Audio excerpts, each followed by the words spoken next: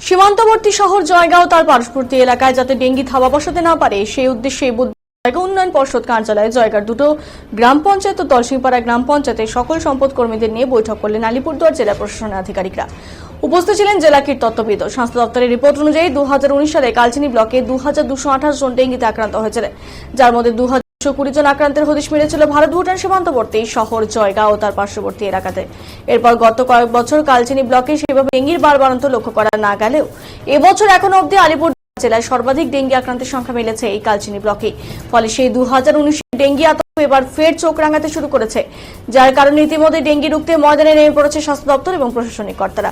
এদিন জয়গাঁও উন্নয়ন পর্ষদের অন্তর্গত সকল সম্পদ কর্মীরা সঠিকভাবে কাজ করছেন কিনা তা দেখা হয়। এছাড়াও ডেঙ্গি রুখতে কি কি করণীয় সেই বিষয়ে সচেতন করা হয়।